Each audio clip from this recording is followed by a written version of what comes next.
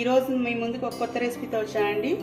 అదే instant Shia pudding recipe with పాలతో అండి చేస్తున్నాను. ఇది మా ఆంటీ దగ్గర టేస్ట్ చూశాను. ఒకసారి ఆంటీ వాళ్ళ ఇంటికి వెళ్తే ఆంటీ అప్పుడే చేశారు, నాకు టేస్ట్ చూపించారు. నేను ఆంటీని రెసిపీ కూడా అడగకుండా అవి తాగిన టేస్ట్ చూసిన ఆ ఎక్స్పీరియన్స్తోనే నేను ఒక గెస్ చేసి నా స్టైల్లో ట్రై చేసిన పుడ్డింగ్ అండి. ఇది చాలా బాగా కుదిరింది, చాలా హెల్తీగా కూడా ఉంటుంది. మీరందరూ కూడా దీన్ని ఖచ్చితంగా ట్రై చేయాలని చెప్పి కోరుకుంటున్నాను. సో ఇది ఈరోజు ఎలా తయారు చేసుకోవాలో మనం చూసేసుకుందాం వీడియోలో. ఓకే అండి, ఈరోజు మనం చేసుకుంటున్న షియా సీడ్స్ ఇన్స్టెంట్ షియా సీడ్స్ పుడ్డింగ్ రెసిపీకి కావాల్సినవన్నీ రెడీగా పెట్టుకున్నాను. ఇది ఇన్స్టెంట్ కాబట్టి ముందు ఓవర్ నైట్ సోకింగ్ ఇట్లా ఏమి ఉండదండి. షియా సీడ్స్ నేను ఒక 1 అవర్ ముందు సోక్ చేసుకున్నాను. చక్కగా చూసారా, జెల్లీ లాగా ఫామ్ అయిపోయింది. తర్వాత ఆల్మండ్స్ నేను పీల్ తీసేసి జస్ట్ వాటర్లో వేసి పెట్టానండి. అవి సోక్ చేసుకోక్కర్లేదు, మీకు సోక్ చేసుకుని ఉంటే అలా అయినా వాడుకోవచ్చు. కొంచెం కాజు, కొన్ని కిస్మిస్,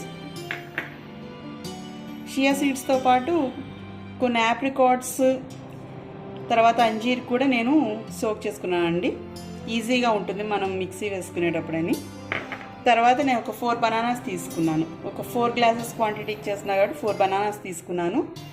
మీకు అంత థిక్నెస్ అవసరం లేదనుకుంటే మీరు తగ్గించుకోవచ్చు కూడా బనానా క్వాంటిటీ. స్వీట్నర్స్ కూడా ఎక్స్ట్రా స్వీట్నర్స్ ఏం అక్కర్లేదండి. లేదు ఇంకా కావాలి అనుకుంటే కొంచెం ఖర్జూరం కానీ, హనీ కానీ, డేట్ సిరప్, మేపుల్ సిరప్ ఇట్లాంటివన్నీ ఏవైనా వాడుకోవచ్చు. హెల్దీ రెసిపీ కాబట్టి నేను ఇక్కడితో ఆపాను. ఖర్జూరం కూడా యాడ్ చేసుకోవచ్చు ఎక్కువ స్వీట్ కావాలంటే. ముందుగా నేను మిక్సీ జార్లోకి బనానాస్ వేసేసుకున్నాను అండి. పీసెస్ కట్ చేయక్కర్లేదు, జస్ట్ అలా తింపేసి వేసేసాను.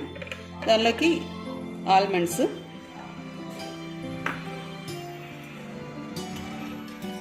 కొద్దిగా కాజు,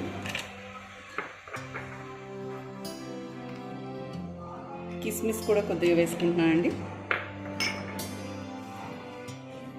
అంజీరు, ఆప్రికాట్ మాత్రం మొత్తం వేసేసుకుంటున్నాను. 3 పీసెస్ సోక్ చేశాను, అవి మొత్తం వేసేసుకుంటున్నాను అండి.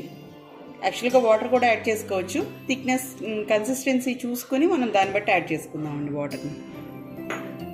మిల్క్ యాడ్ చేస్తాం కాబట్టి జనరల్గా అవసరం ఉండదు వాటర్తో. ఇవన్నీ ఇప్పుడు కోర్స్గా పేస్ట్ చేసుకుందామండి. మెత్తగా స్మూదీ లాగా చేసుకుంటే అంత టేస్ట్ ఉండదు, కాస్త బరకగా పట్టుకుందాం. ఇదిగోండి, చూసారు కదా, ఇట్లా అక్కడక్కడ కనిపిస్తున్నాయి చూసారండి పీసెస్ కూడా. డ్రై ఫ్రూట్స్ కానీ అన్నీ కూడా పీసెస్ కనిపిస్తున్నాయి, అట్లా వేసుకోవాలండి.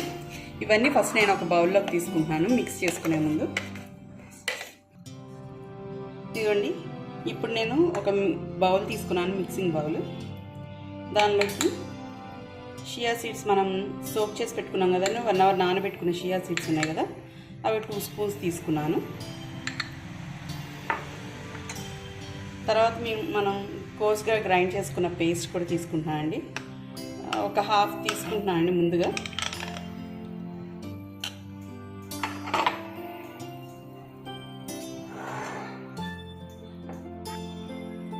దానిలోనే ఒక 2 కప్స్ మిల్క్ తీసుకున్నాను అండి.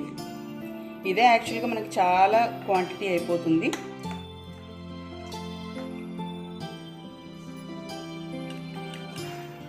నేను ఇట్లా విస్కర్తో మిక్స్ చేసి పెట్టుకుంటున్నాను అండి.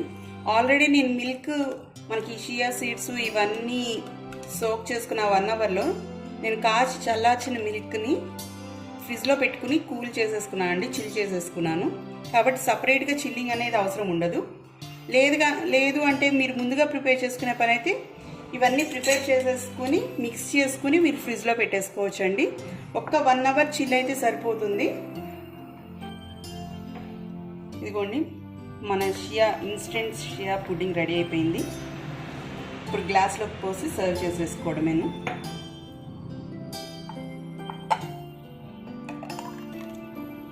చూసారా, మన కన్సిస్టెన్సీ కూడా కరెక్ట్గా వచ్చేసింది. మీకు ఇంకొంచెం థిక్గా కావాలంటే థిక్గానే చేసుకోవచ్చు అండి, మిల్క్ తగ్గించేసుకుంటే మీకు సరిపోతుంది. దీని కనుక పిల్లలు స్కూల్ నుంచి రాగానే సర్వ్ చేస్తే హ్యాపీగా తాగేసి టమ్మీ ఫుల్ అయిపోతుందండి. ఎనర్జెటిక్గా హోంవర్క్స్ అన్నీ చేసుకుని హెల్తీగా కూడా ఉంటారు.